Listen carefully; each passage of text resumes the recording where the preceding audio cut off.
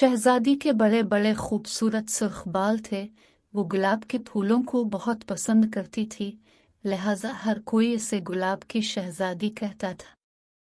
बहुत अरसे पहले की बात है, एक शानदार महल में एक खूबसूरत शहजादी रहती थी।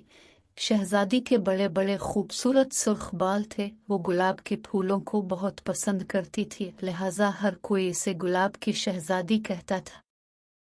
हर रोज शाम के वक्त शहजादी बालकोनी में जाकर ताली बजाती। ताली की आवाज पर गाने वाली एक सुनहरी चिड़िया अलिफा कर उसके कंधों पर बैठ जाती। जब चिड़िया प्यारी सी आवाज में गाना शुरू करती तो शहजादी भी उसके साथ गाने लगती। रियाया उनकी खूबसूरत आवाज पर सुबह होने तक सुकून की नींद सोते रहते।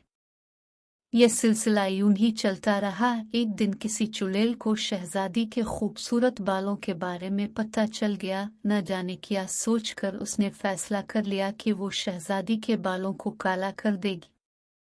चुड़ैल ने अपनी जादुई छड़ी को इस्तेमाल करते हुए एक मंत्र पढ़ा तो शहजादी के बाल सुर्ख से काले हो गए। अगले रोज जब शहजादी रोज की तरह बालकोनी में गई और चिड़िया के साथ खूबसूरत आवाज में गाना शुरू किया, मगर इस बार लोग जागते रहे। शहजादी को मालूम हुआ तो वो बहुत परेशान हुई। इसने चिड़िया से पूछा कि उसे क्या करना चाहिए। चिड़िया की बताई हुई तरकीब पर अमल करते हुए इसने गुलाब की पत्तियों को पानी में डाला और थोड़ी देर बाद इस पानी से अपने बाल धोए तो इसके बाल पहले की तरह सुर्ख और खूबसूरत हो गए। और रोज की तरह जब वो शहजादी चिड़िया के साथ गाना गाती तो रियाया मीठी नींद सो जाती।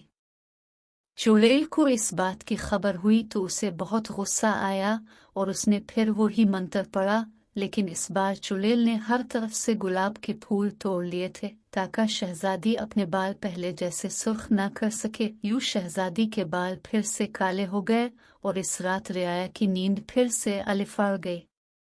शहजादी बालकोनी में खड़ी होकर रोने लगी कि अब इसके बाल पहले जैसे कभी नहीं हो सकते।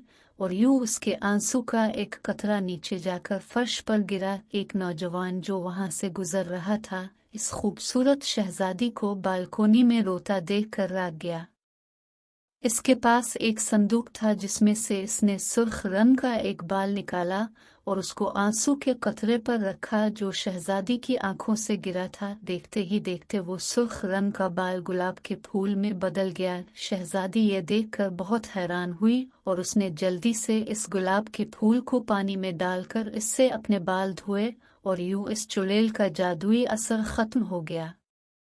शहजादी के बाल पहले की तरह सुर्ख हो गए और हर तरफ गुलाब के फूल खुल गए। बादशाह ने नौजवान से जब पूछा कि इसके पास ये बाल कहाँ से आया तो इसने बताया कि शहजादी से बचपन में इसकी बहुत दोस्ती थी। हमने दोस्ती को कायम रखने के लिए एक दूसरे के बाल तोड़कर अपने पास संभाल कर रखे थे। फिर मैं सफर पर चला गया था, कई बरसों बाद अब वापस आया हूँ। ये सुनकर बादशाह खुश हुआ और दोनों की शादी कर दी।